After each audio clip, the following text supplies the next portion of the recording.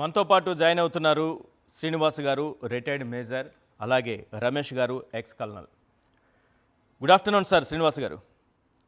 Good afternoon అండి. Good Ramesh గారు afternoon. Good afternoon sir. Good afternoon అండి. జై హింద్. యా శ్రీనివాస్ గారు, మనకి ఒక సామెత ఉంది, పౌరుషానికి పోయి కత్తులు మింగడం అని. ఆ పౌరుషానికి పోయి కత్తులు మింగితే మనకే ప్రమాదం. ఇప్పుడు పాకిస్తాన్ కూడా అలాగే చేసిందా? ఈరోజు పాకిస్తాన్ కొరివితో తలగొక్కుంటోందా అన్న పరిస్థితులు వినిపిస్తున్నాయి. ఎందుకంటే రాత్రంతా కూడా, నిన్న సాయంత్రం నుంచి రాత్రంతా దాడులకు తెగబడి ప్రతి దాడిని కూడా భారత్ సమర్థవంతంగా తిప్పికొట్టింది.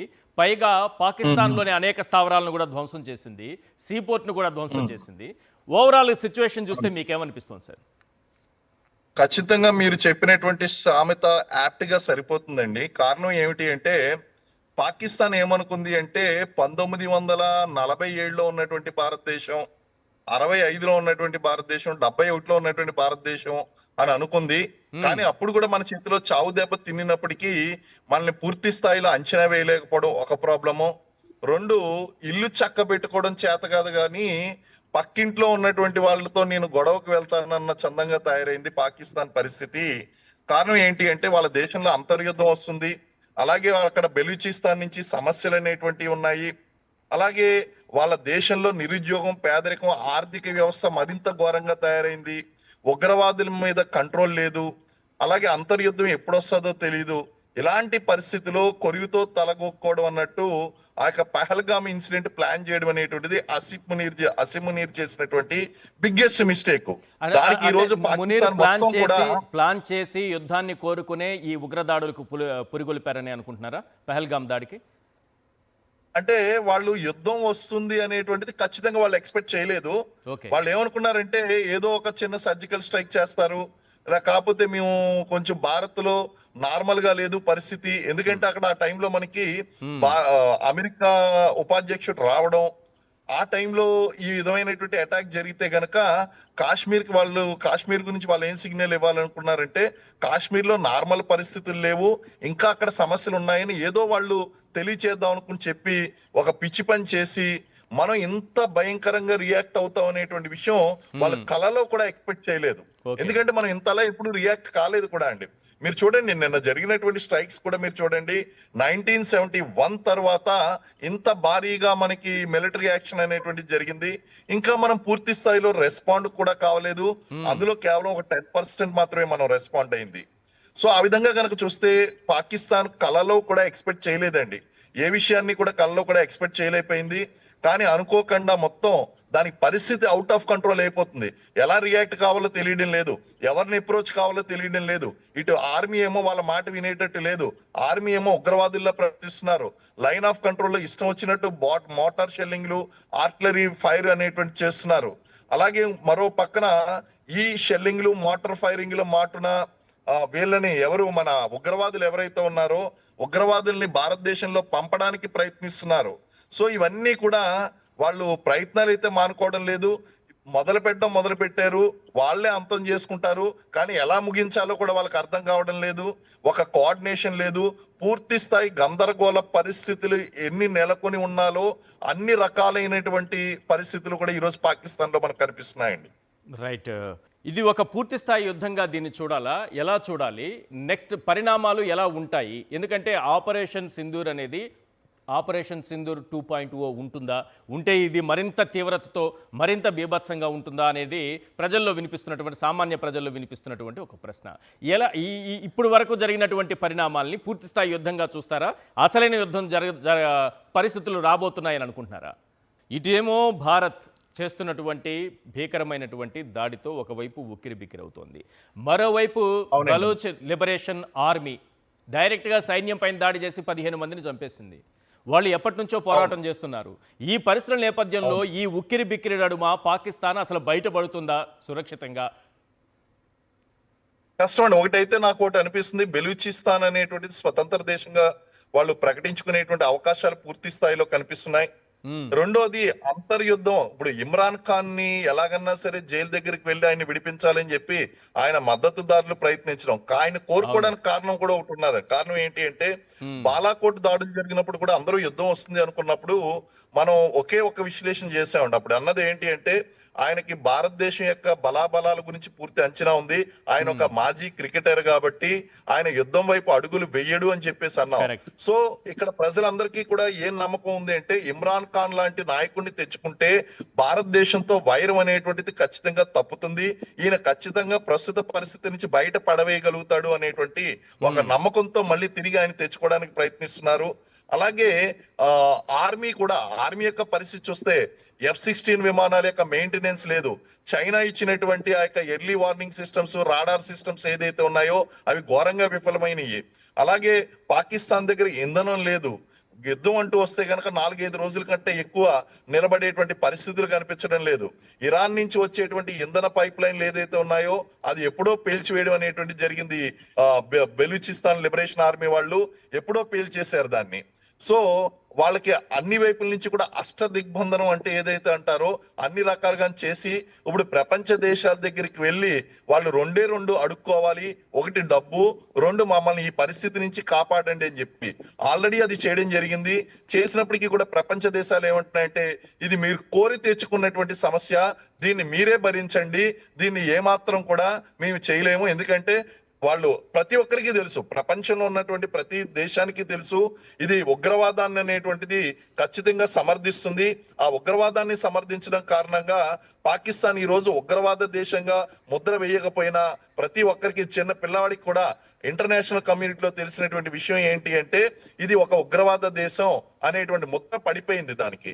కాబట్టి అంతర్జాతీయంగా ఎటువంటి మద్దతు రావడం లేదు. అవుట్డేటెడ్ టెక్నాలజీస్ తో ఉన్నారు. వాళ్ళు కొనుక్కున్నటువంటి వెపన్స్ ఏమీ పనిచేయడం లేదు. ఆర్థిక వ్యవస్థ చిన్న భిన్నంగా ఉంది. ప్రజలు అన్రెస్ట్ గా ఉన్నారు. ఒక పక్కన బెలూచిస్తాన్ అనేటువంటిది వాళ్ళని ఇబ్బంది పెడుతుంది. బెలూచిస్తాన్ సమస్య, ఇన్ని సమస్యలతో బాధపడుతున్నటువంటి వీళ్ళు భారతదేశం మీదకి యుద్ధం ప్రకటించడం అంటే అది సూయిసైడల్ అటెంప్ట్ మాత్రమే అని చెప్పొచ్చండి. Right sir. రమేష్ గారు, ఇప్పుడు జరుగుతున్న దానిని నిన్న సాయంత్రం నుంచి చేసినటువంటి కవ్వింపు చర్యలు కావచ్చు, లేకపోతే దాడులకు తెగబడడం, లక్ష్యాలను ఎంచుకొని మరి ఈ విధంగా చేయటం చూస్తుంటే దీన్ని ఒక పూర్తి స్థాయి యుద్ధంలో చూస్తారా, లేకపోతే పూర్తి స్థాయి యుద్ధం వస్తే అప్పుడు పాకిస్తాన్ పరిస్థితి ఏంటి? రమేష్ గారు. ఫస్ట్లీ అండి, నిన్న ఇంటర్నేషనల్ బార్డర్ నుంచి మన సివిల్ స్థావరాలు, సివిల్ ప్రజల మీద ఏదైతే వాళ్ళు దాడి చేయడానికి ప్రయత్నం చేశారో, మిలిటరీ స్థావరాల మీద వాళ్ళు ఏదైతే దాడి చేయడానికి ప్రయత్నం చేశారో, ఇది క్లియర్ గా ఒక యాక్ట్ ఆఫ్ వార్. అంటే ఒక ప్రకారంగా ఇది జెనీవా కన్వెన్షన్స్ అన్ని కన్వెన్షన్స్ బ్రేక్ చేసి ఇది వాళ్ళు ఒక యుద్ధం ప్రకటించిందని మాత్రమే మనం స్ట్రైట్ అవా తీసుకోవచ్చు. కాబట్టి యుద్ధం మొదలైంది. నెంబర్ 1. నెంబర్ 2, మన భారతదేశము, మన భారత ప్రభుత్వం, మన భారత సైన్యం దీన్ని యుద్ధంగా భావిస్తుందా, లేకపోతే దానికి ముందుకు యుద్ధంలాగా వెళ్తుందా అన్నది ఇప్పుడు క్వశ్చన్. దీని గురించి మన భారత ప్రభుత్వం మొదటి నుంచి కూడా చాలా క్లియర్ గా చెప్పింది ఏంటి అంటే, ఏవైతే మా పెహల్గామ్ ఇన్సిడెంట్ లో జరిగిందో, ఉగ్రవాద చర్య ఏదైతే జరిగిందో, ఇది కేవలం మేము అంతవరకు మాత్రమే ఉగ్రవాద స్థావరాలను గుర్తించి వాటిని మాత్రమే ధ్వంసం చేశాము.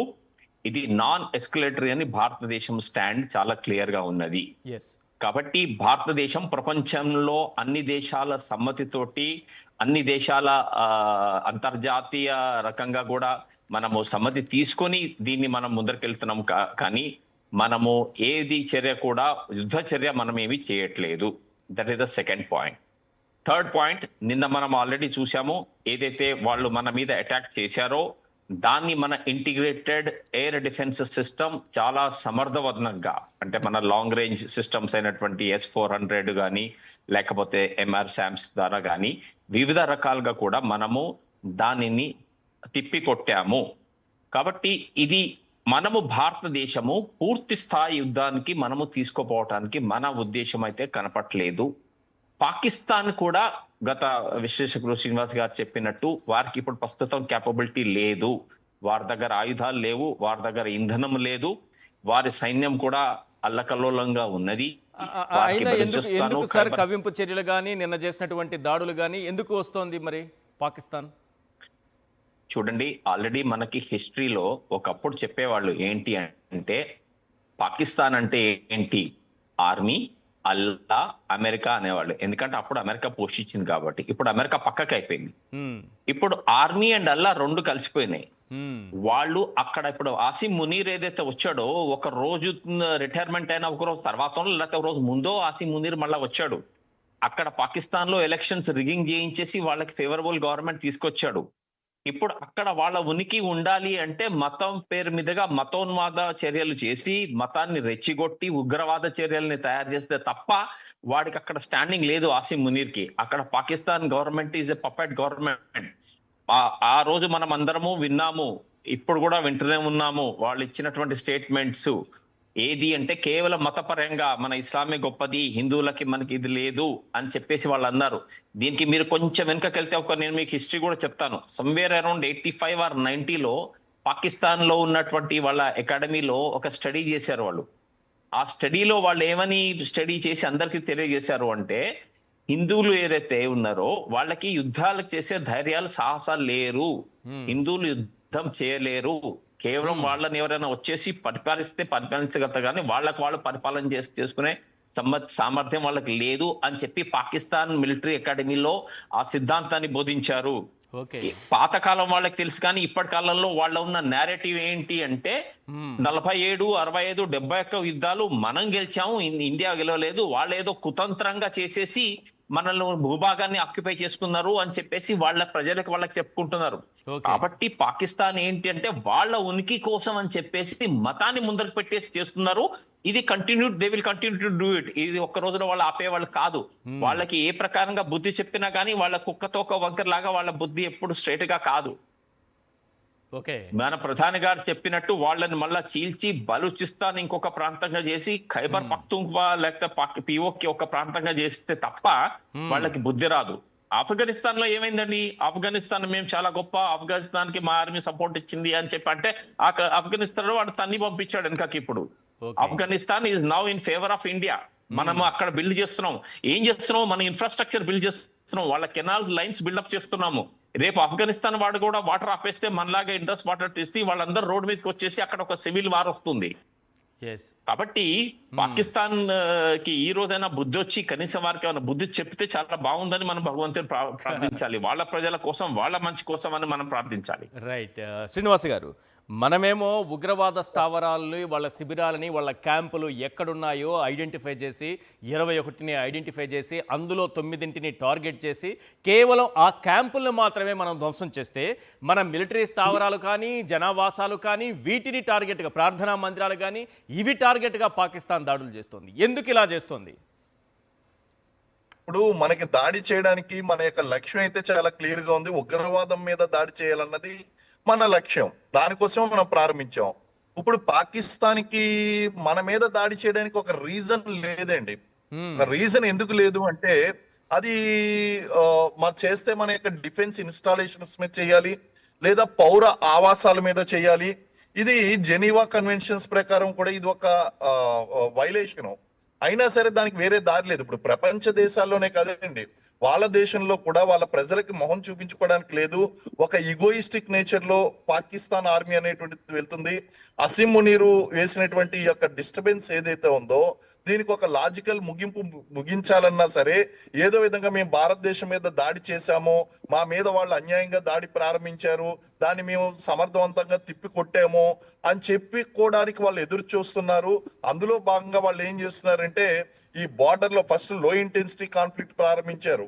బార్డర్ ప్రాంతాల్లో సరిహద్దు గ్రామాల మీద వాళ్ళు బాంబ్ షెల్లింగ్స్ అనేటువంటి స్టార్ట్ చేశారు.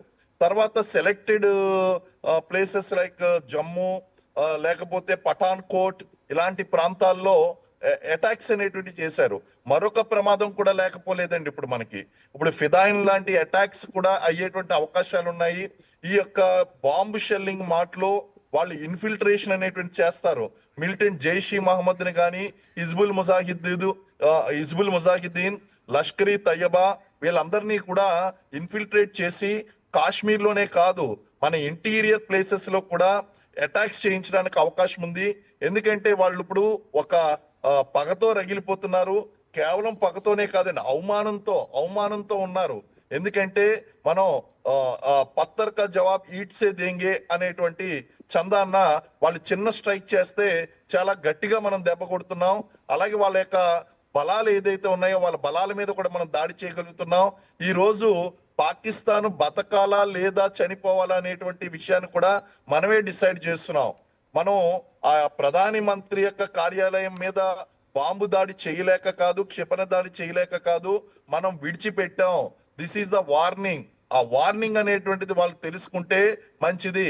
లేకపోతే కనుక వాళ్ళు మరిన్ని పర్యవసానాలు ఎదుర్కోవాల్సి ఉంటుందండి. వాళ్ళకి వేరే ఆప్షన్ లేదు. వాళ్ళు కేవలం మన యొక్క పౌర ఆవాసాల మీద మాత్రమే దాడి చేయగలుగుతారు తప్ప మన దగ్గర ఏమి టెర్రరిస్ట్ అవుట్ఫిట్లు లేవు, లేకపోతే యాంటీ సోషల్ ఎలిమెంట్స్ అనేటువంటివి లేవు, లేదా అంతర్జాతీయ సమాజానికి విఘాతం కలిగించేటువంటి శక్తులు అనేటువంటివి మన దగ్గర లేవండి. కానీ వాళ్ళు పూర్తి స్థాయి యుద్ధానికి వస్తే భారత సామర్థ్యం ఏంటి సార్? ఎలా ఉంటుంది అనుకుంటున్నారు? ఎన్ని రోజుల్లో దెబ్బ కొట్టొచ్చు? మీ అంచనా చెప్పండి, ప్రజలకి చాలా ఆసక్తిగా ఉంటుంది. పాకిస్తాన్ని పూర్తి స్థాయిలో దెబ్బతీయడానికి ఎన్ని రోజులు సమయం పడుతుంది అంటే జనం కూడా ఆసక్తిగా ఉంటారు. అంటే ఇన్ని రోజుల సమయం, ఫస్ట్ ఆఫ్ ఆల్ అది 4-5 రోజుల కంటే ఎక్కువ రోజులు విత్ స్టాండ్ చేసేటువంటి పరిస్థితిలో పాకిస్తాన్ లేదు. రెండోది ఏంటి అంటే అండి, పాకిస్తాన్ ని మనం సర్వనాశనం చేయడం అనేటువంటిది మన టార్గెట్ ఇప్పటికీ కూడా కాదు. ఇప్పటికీ మనం సంయమనం పాటిస్తున్నాం. ఒకవేళ గనక అంతర్జాతీయ సమాజాలన్నీ కూడా, ఇంటర్నేషనల్ కమ్యూనిటీ అంతా కూడా ఓకే, ఇంకా పాకిస్తాన్ అనేటువంటిది గీత దాటింది కాబట్టి మీరు అవుట్ రైట్ గా దాన్ని నాశనం చేయండి అంటే మనకి హార్డ్లీ 2 or 3 days లో మొత్తం పాకిస్తాన్ ని మ్యాప్ లో లేకుండా చేయాలి. అంత దూరం కూడా అవసరం లేదండి.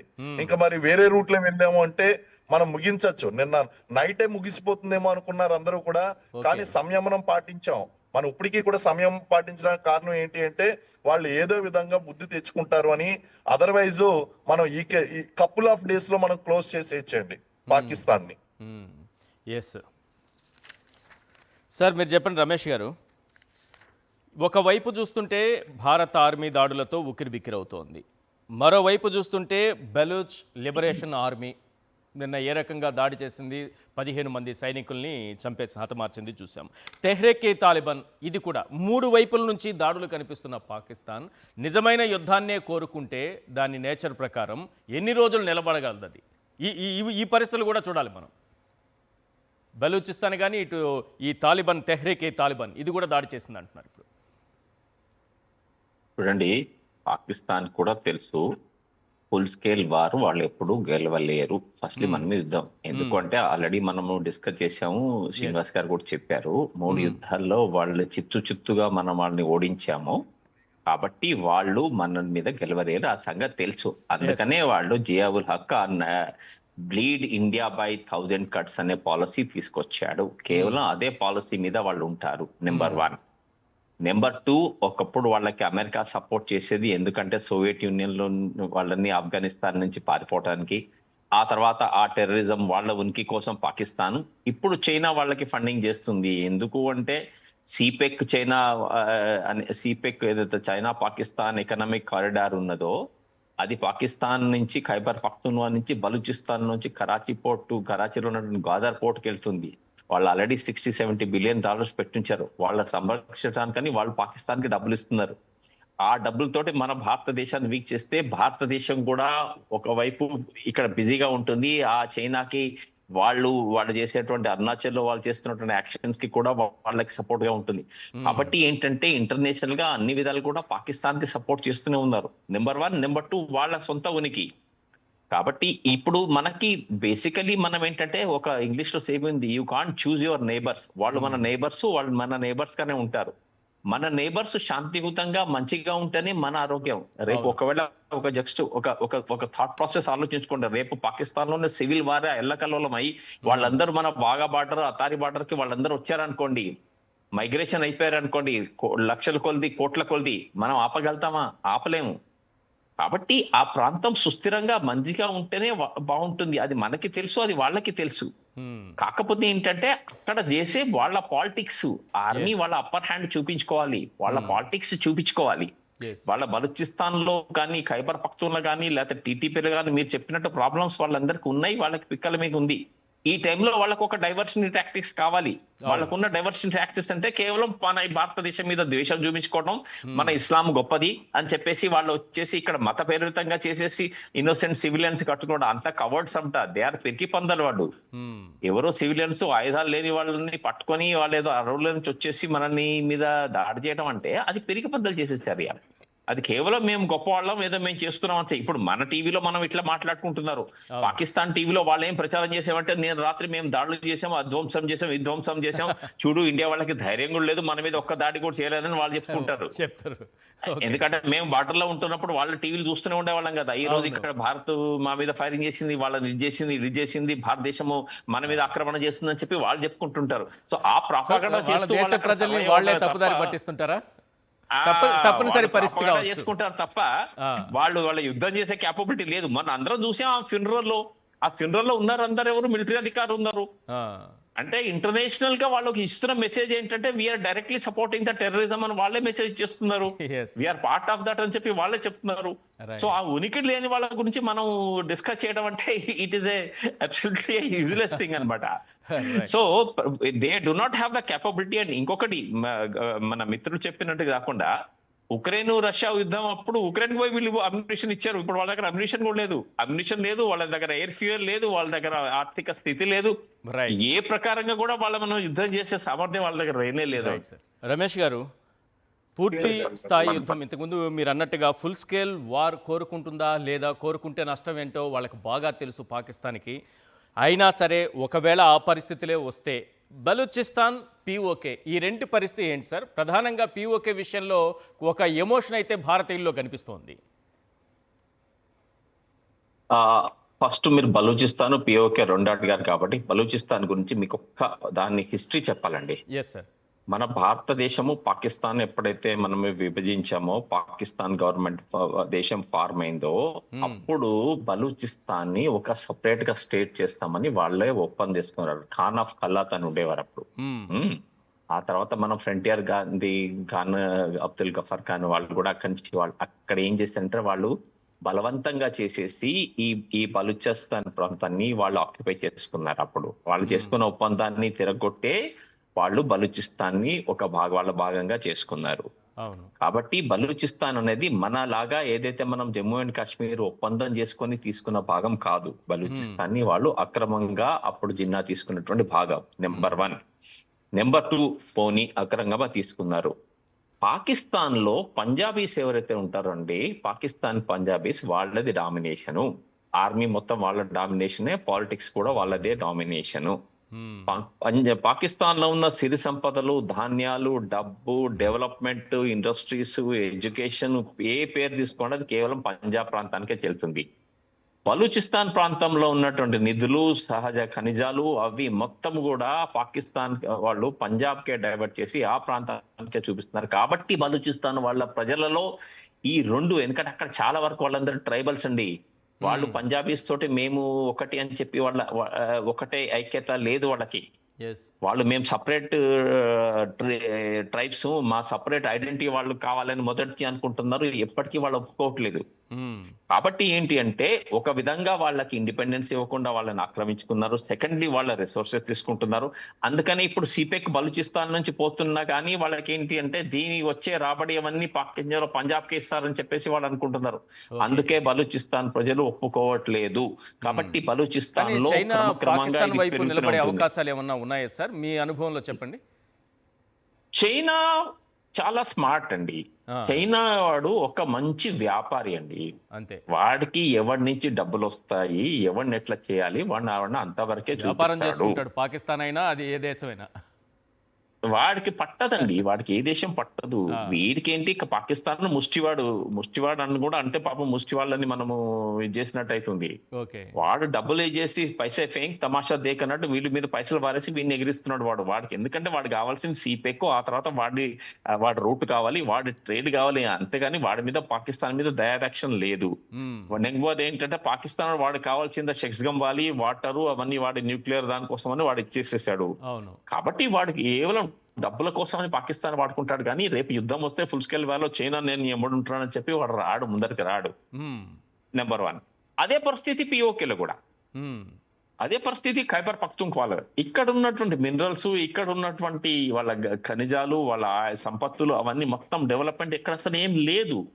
వాళ్ళు పిఓకేలో ఉన్న వాళ్ళు అంటున్నారు, చూడండి జమ్మూ అండ్ కాశ్మీర్ లో ఎంత డెవలప్మెంట్ అవుతుంది, ముఖ్యంగా ఆర్టికల్ 370 తీసిన తర్వాత వాళ్ళకి ఎంత డెవలప్మెంట్ అవుతుంది, వాళ్ళకి ఎంత ఇదవుతుంది, రైట్?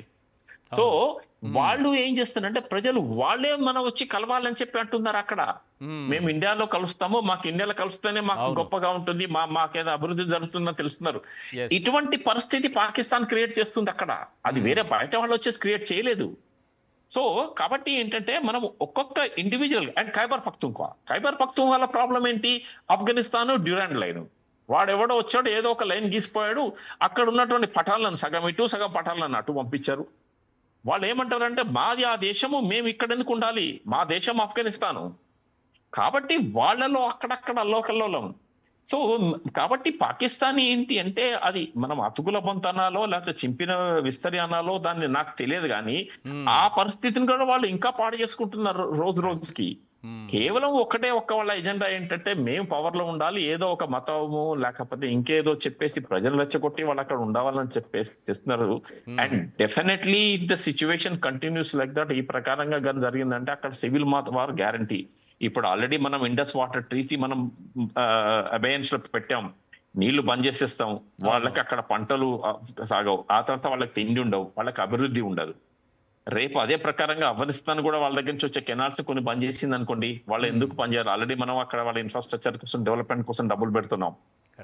అప్పుడు ఏమవుతుంది? ప్రజల్లో తిండి లేకపోతే లాస్ట్ ఇయర్ కనుక వాళ్ళ కోర్ కమాండర్ ఇంటికి పోయి వాళ్ళ ఫ్రిడ్జ్ లో నుంచి బటర్ అవి ఇవి అన్ని ఎత్తుకుపోయారు చూడండి.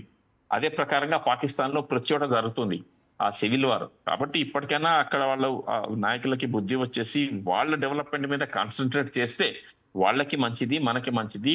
గ్యారంటీ ఫుల్ స్కేల్ యుద్ధం అయితే రాదండి. ఫుల్ స్కేల్ యుద్ధం వస్తే అది సూసైడ్ అవుతుంది అని చెప్పేసి నేను తెలియజేస్తున్నాను. ఈ బలూచిస్తాన్ పూర్తిగా బయట వస్తుంది అనుకుంటున్నారా? స్వాతంత్రం వచ్చినట్టే అవుతుందా ఈ పరిస్థితుల్లో? ఒకవేళ మనం అనుకున్నట్టు వాళ్ళు కోరుకొని కొరివితో తలగొక్కోవాలని చూసింది అనుకోండి పాకిస్తాన్, అప్పుడు బలూచిస్తాన్ స్వతంత్రంగా అవతరించే అవకాశం ఉందా? మన భారత ప్రధాని గారు చెప్పిన మాటల ప్రకారం పోతే మాత్రం గ్యారంటీగా అవుతుంది అనిపిస్తుందండి. ఎందుకంటే అంతర్జాతీయంగా కూడా దాని గురించే వాళ్ళకి సపోర్ట్ ఉందండి. కాబట్టి ఏ ప్రకారంగా కూడా పాకిస్తాన్ ఆర్మీ వాళ్ళని ఎదుర్కొనే స్థితిలో ఈ రోజు లేరు. ఎందుకంటే మనము ఇప్పుడు ఒకప్పుడు మీరు చూసు మన జమ్మూ అండ్ కాశ్మీర్ లోను, దాని తర్వాత నార్త్ ఈస్ట్ లో మన మిత్రులు కూడా తెలుసు, చాలా మంది తెలుసు, మేము ఆర్మీ వాళ్ళు వెళ్తే ఓ యూ ఇండియన్స్ అనేవాళ్ళు అక్కడ. అవును. కానీ మనము అక్కడ ఏంటి అంటే శాంతి భద్రతలు నెంబర్ 1, నెంబర్ 2 వాళ్ళతోటి కలిసి వాళ్ళ డెవలప్మెంట్ కోసం ఆర్మీలో మాకు అప్పుడు చెప్పేవాళ్ళు స్లోగన్, ఇప్పుడు కూడా అదే ఇంపార్టెంట్ ఏంటి, win the hearts and minds of the people. కాబట్టి ఏంటంటే వాళ్ళతో ఉండి వాళ్ళతోటి వాళ్ళ అవసరాలు చూసి వాళ్ళ అవసరాలు తీర్చుకొని కావాలంటే మన నిధులు అక్కడ పెట్టేసి వాళ్ళని మనతో పాటు విలీనం చేసుకుంటేనే తప్ప వాళ్ళు విలీనం కారు వాళ్ళు, రైట్? సో మీరు కేవలం పంజాబ్ నే డెవలప్ చేస్తాము, మాకు సింధు కూడా వాళ్ళు నెగ్లెక్ట్ చేస్తారు, ఖైబర్ పఖ్తూన్ఖ్వా నెగ్లెక్ట్ చేస్తున్నారు, బలూచిస్తాన్ నెగ్లెక్ట్. ఇంకా ఉల్టా ఏంటి అంటే అక్కడ బలూచిస్తాన్ లో ఖైబర్ పఖ్తూన్ఖ్వాలో ఉన్న ఖనిజాలు తీసుకొచ్చి వాళ్ళు వేరే చోటు చేసి ఆ డబ్బులు పంజాబ్ లో పెడుతున్నారు. అటువంటిప్పుడు ప్రజలు మీకు ఎందుకు సహాయం ఇస్తారండి? ఒక ప్రమాదం అయితే పాకిస్తాన్కి సింధు, పంజాబ్, బలూచిస్తాన్ దేనికది ముక్కలైపోయే ప్రమాదం ఇంకా ఎక్కువ కనిపిస్తోంది. డెఫినెట్ గా అనిపిస్తుందండి. రైట్. పిఓకే గురించి ఏం చెప్తారు సార్? చాలా మందికి ఉన్న ఒక ఎమోషన్ అది భారత్లో విలీనం కావాలి అనేది ఎలా ఉంటుంది? ఒకవేళ పూర్తి స్థాయి యుద్ధం జరిగితే ఒక ఊహాగానం అంతే, ఎలా ఉంటుంది అన్నది.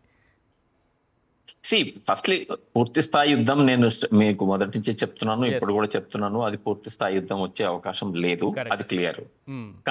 కానీ ఈ అంతర్గతంగా ఇప్పుడు పాకిస్తాన్ ఆక్యుపైడ్ కాశ్మీర్ ఏదైతే ఉందో ఇప్పటికీ కూడా మన కాశ్మీర్ అసెంబ్లీలో వాళ్ళ కోసం కొన్ని సీట్లు మనం ఉంచేసాం. ఓకే, ఎల్లప్పుడు కూడా మనం పిఓకే మన దేశం అని చెప్పున్నారు. ఇప్పుడు పిఓకే వాళ్ళు ఏమంటారు, అది ఆజాద్ కాశ్మీర్ అని వాళ్ళు అంటారు. కానీ వాళ్ళ ఆజాద్ కాశ్మీర్ అని చెప్పేసి వాళ్ళు ఆ తర్వాత ఏం చేశారు, మన అప్పుడు యునైటెడ్ నేషన్స్ లో కూడా వాళ్ళ ప్లెబిసైడ్ చేస్తామన్నారు. వాళ్ళు ఏం చేశారు, పాపులేషన్ మిక్స్ చేశారు, డెమోగ్రఫీని అక్కడ మార్చారు. ఈ సింధులో ఉన్న వాళ్ళని ఖైబర్ పఖ్తూన్ఖ్వా వాళ్ళని అక్కడ పంపేసి ఆ తర్వాత కొంతమందిని అక్కడి నుంచి ఇక్కడ తీసుకొచ్చి వాళ్ళు మార్చడమే చేసి అక్కడ వాళ్ళు వాళ్ళ గవర్నమెంట్ ఇప్పటిదాకా ఎవరు నడిపిస్తున్నారు అంటే ఈ పంజాబీస్, వీళ్ళు నామినేట్ ఉన్న వాళ్ళే అక్కడ పిఓకేలో వాళ్ళు నడిపిస్తున్నారు, రాజ్యం నడిపిస్తున్నారు.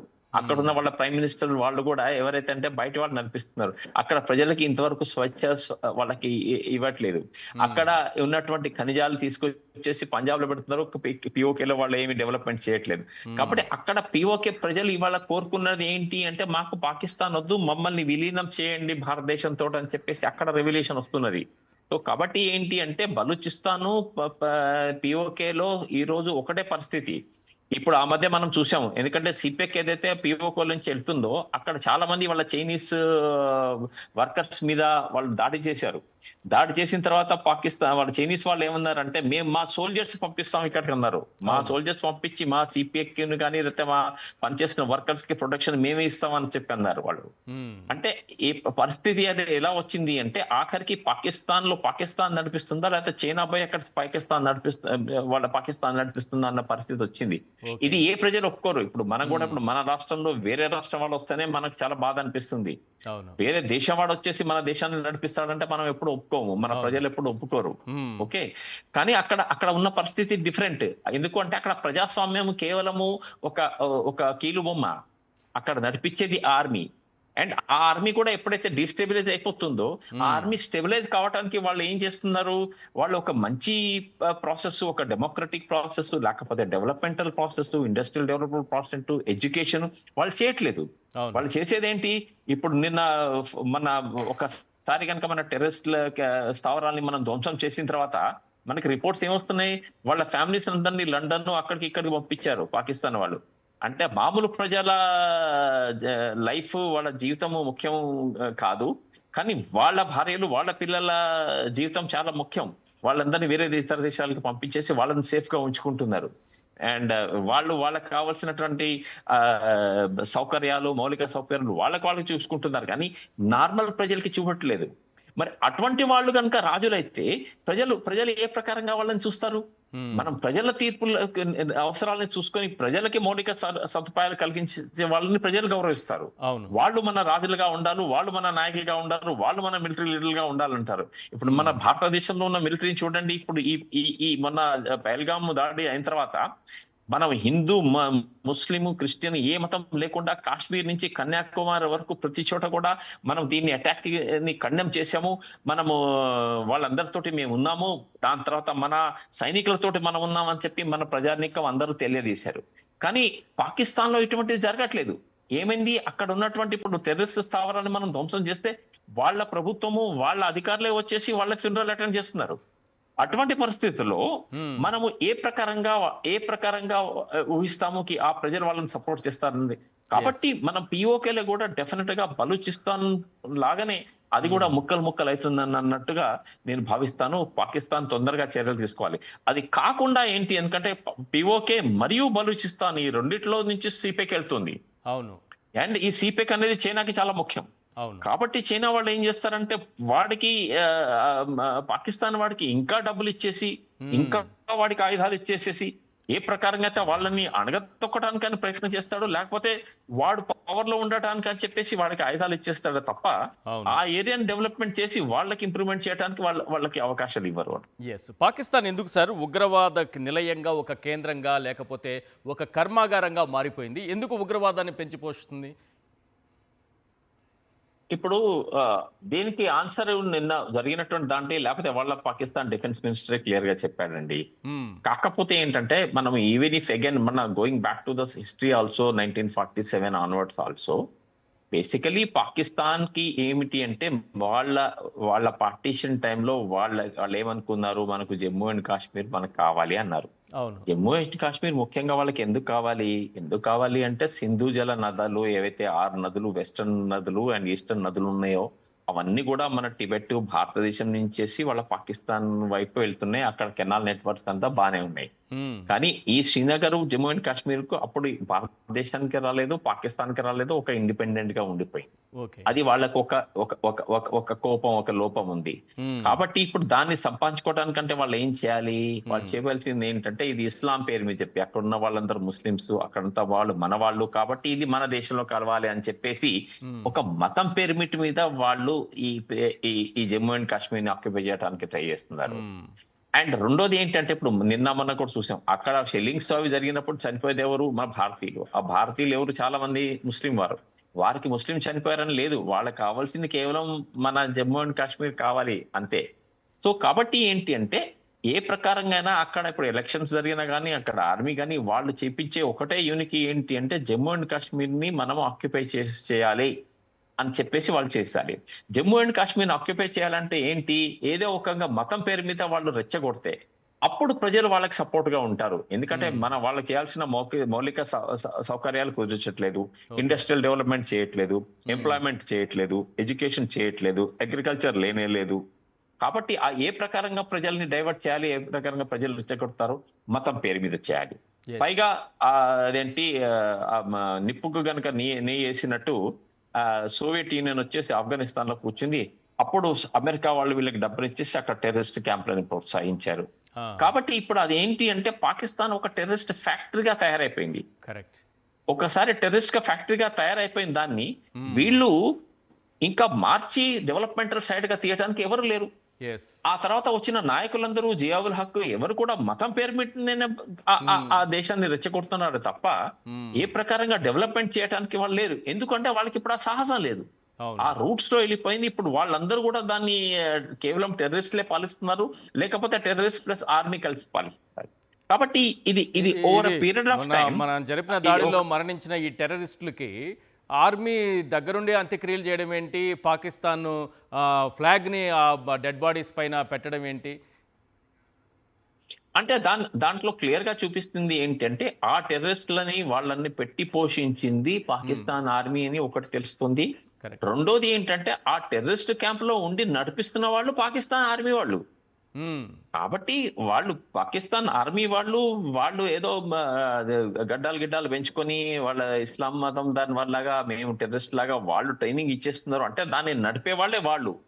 కాబట్టి వాళ్ళు చనిపోతే వాళ్ళు అక్కడ గార్డ్ ఆఫ్ ఆనర్ ఇచ్చినట్టు మనకు తెలుస్తుంది. కాబట్టి రెండు విధాలుగా కూడా మనకి తెలిసేది ఏంటి అంటే, అక్కడ ఉన్నటువంటి ఉగ్రవాద చర్యలు ఏవైతే జరుగుతున్నాయో అది స్టేట్ స్పాన్సర్డ్. మనం మాటిమాటికి మన భారత ప్రభుత్వం, మన రక్షా మంత్రి కూడా మాటిమాటికి ఇదే మాట అంటున్నారు, ఇది పాకిస్తాన్ స్టేట్ స్పాన్సర్డ్ టెర్రరిజం అంటున్నాం. లాస్ట్ ఇయర్ లో యునైటెడ్ నేషన్స్ లో కూడా మనం ఒక రెజల్యూషన్ తీసుకొచ్చాం. I think resolution number 1267. వాళ్ళు ఏమన్నారంటే, భారతదేశమే కావాలని మా భూభాగాల్లో దాడులు చేస్తుంది, మా భూభాగాల్లో నల్లకొలం చేస్తుంది, కావాలని జమ్మూ అండ్ కాశ్మీర్ లో వాళ్ళు ఉగ్రవాదాన్ని పెంచుతున్నారు, కావాలని వాళ్ళు ఆర్టికల్ 37 తీశారని వాళ్ళు యుఎన్ వల్ల పోతే, యుఎన్ లో మనం సక్సెస్ఫుల్ ఏంటంటే ఈ 1267 వల్ల కాదు, ఇది పాకిస్తాన్ స్పాన్సర్డ్ టెర్రరిజం అని చెప్పి మనం తెలియజేయగలిగాం. అంతేకాకుండా వాళ్ళ ఒక డ్రెడెడ్ టెర్రర్ ని టెర్రరిస్ట్ గా మనం 1267 లో అంతర్జాతీయంగా కూడా దోషిగా నిలబెట్టగలగడంలో మనం సక్సెస్ నిలబెట్టగలిగాం. అవునండి. ఇంకొక ప్రధానమైన అంశం ఏంటంటే, మన ఆయుధ సంపత్తి ఎలాంటిది, మన సైనిక సామర్థ్యం ఎలాంటిది అంటే ఏం చెప్తారు?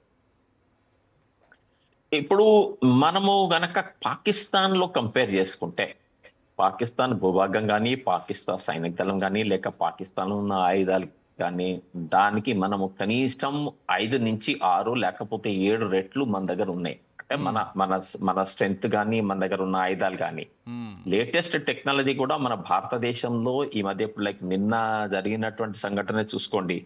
మనము రష్యా తోటి ఉక్రెయిన్ వారు జరుగుతున్నా కానీ ఆ సమయంలో S-400 missiles anti defence system మనం తీసుకురాగలిగాము. అది లేటెస్ట్ టెక్నాలజీ. దాని ముందర వీళ్ళు వాడుతున్నటువంటి చైనీస్ టెక్నాలజీ ఎందుకు పనికిరాదు. అంతేకాకుండా మన భారతదేశంలో ముఖ్యంగా గత 10-15 సంవత్సరాల నుంచి ఈ రక్షణ శాఖకు సంబంధించినటువంటి రీసెర్చ్ అండ్ డెవలప్మెంట్ మీద మనం చాలా ప్రాధాన్యత ఇచ్చాము. అందుకనే నిన్న జరిగినటువంటి దాడుల్లో మనము తిప్పికొట్టిన దాంట్లో ఆకాశ్ ఎయిర్ డిఫెన్స్ సిస్టమ్స్ ఉన్నాయి. అవును. సో మనం ఏంటి అంటే, మన ఆత్మ నిర్భర్ భారత్ కింద, సెల్ఫ్ రిలయన్స్ కింద ఒక ప్రకారంగా మన కెపాసిటీ మనం పెంచుకుంటున్నాము.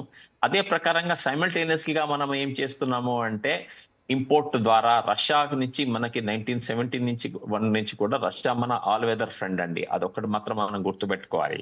మనకి ఎప్పుడు ఏ అవసరం వచ్చినా, ఏ అవకాశం వచ్చినా కానీ రష్యా ఎన్ని ఇబ్బందులు ఉన్నా కానీ రష్యా మనకు సపోర్ట్ చేస్తుంది. ఆ ప్రకారంగా S-400 వచ్చేసినాయి. అవును.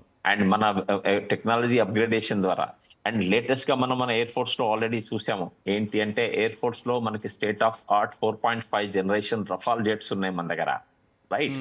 సో కాబట్టి ఏంటంటే వాళ్ళు అఫ్ కోర్స్ F-16 ఉన్నాయి, వాళ్ళు వర్షన్ 5 అంటున్నారు. ఆ తర్వాత JF-17 వాళ్ళు వర్షన్ 5 అంటున్నారు. కానీ JF-17 కేవలం చైనాలోనే ఉన్నాయి. దాని కెపబిలిటీ ప్రపంచంలో ఎవరికి తెలియదు.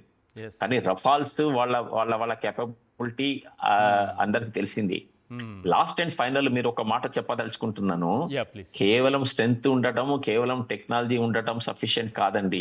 Okay. మోస్ట్ ఇంపార్టెంట్ ఈజ్ దాన్ని నడిపే మనుషులు, వాళ్ళ ట్రైనింగ్, వాళ్ళ క్యాపబిలిటీ, వాళ్ళ మొరాలు, వాళ్ళ మోటివేషన్ చాలా ముఖ్యం. Yes, yes. మన భారతీయ సైనికులు, మన భారతీయ లీడర్షిప్, మన సోదరులు ఎవరైతే ఉన్నారో వాళ్ళ మా ఫ్రెండ్స్, కలీగ్స్ ఎవరైతే ఆర్మీ ఉన్నారో వాళ్ళ లీడర్షిప్ చాలా ఇంపార్టెంట్.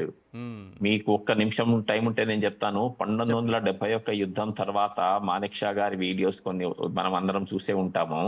93,000 మంది సైనికులని క్యాప్చర్ చేసినప్పుడు మన ఆర్మీ చీఫ్ అయిన మాణిక్ షా గారు వాళ్ళు వెళ్ళి వాళ్ళందరితో మాట్లాడి వాళ్ళకి కరెక్ట్ గా భోజనం దొరుకుతుందా లేదా, వాళ్ళకి మస్కిటో నెట్స్ ఉన్నాయా లేదా, వాళ్ళకి టెంట్స్ బాగున్నాయా లేదా, వాళ్ళకి వాటర్ సరిగా ఉన్నాయా లేదా, ఈ ప్రకారంగా మన సోల్జర్స్ ని మనము వాళ్ళ బాగోగులు చూసుకుంటూ వాళ్ళని మోటివేటెడ్ చేస్తున్నాము. సార్ మీరు కాబట్టి అడుగుతున్నారు, మా లీడర్స్ అయితే వాళ్ళు సాహెబ్ జాదా అనుకుంటారు, వాళ్ళ మంచి ఉంటే బాగుంటుంది అంతే తప్ప మా మంచి వాళ్ళు పట్టించుకోరు. ఒకవేళ మా మంచి పట్టించుకుంటే ఈ రోజు మేము మీకు బందీలుగా ఉండేవాళ్ళం కాదు అని చెప్పి పాకిస్తాన్ సోల్జర్సే మన ఆర్మీకి అప్పుడు చెప్పారు. Yes. ఆ రోజు ఈ రోజు కూడా పాకిస్తాన్ లో అదే పరిస్థితి, మన భారతదేశంలో ఇదే పరిస్థితి. కాబట్టి మన సోల్జర్స్, మన jawans highly motivated, highly discipline and highly patriotic. వాళ్ళ సోల్జర్స్ లో కేవలం అల్లా ఒక మతము ఇది అని చెప్పేసి వాళ్ళు ఇండాక్ట్రేట్ చేస్తున్నారు. ఆ తర్వాత ప్రజల మీద వాళ్ళ అధికారం చెలాయిస్తున్నారు. కాబట్టి వాళ్ళ మోటివేషన్ లెవెల్, వాళ్ళు మన స్థామత మీరే ఫైనల్ గా 1 minute లో మీరు కన్క్లూడ్ చేయండి సార్. 1 minute లో ఒక విషయం చెప్పండి. ఎందుకంటే భారత సైనికులంటే చాలా గౌరవం ఉంది ఈ దేశంలో. ఆ సైనికుల కష్టం ఏ రకంగా ఉంటుంది ఈ మరి ఇటువంటి సిచ్యువేషన్ లో ఒకసారి చెప్పండి. భారత సైనికులకి కేవలం 3 నినాదాలండి. 3 నినాదాలు ఏమిటి అంటే, భారత సైనికులు ఎందుకు యుద్ధం చేస్తారు? నామ్, నమక్, నిషాన్. నామ్ అంటే నా యూనిట్ పేరు మీద నేను యుద్ధం చేస్తాను.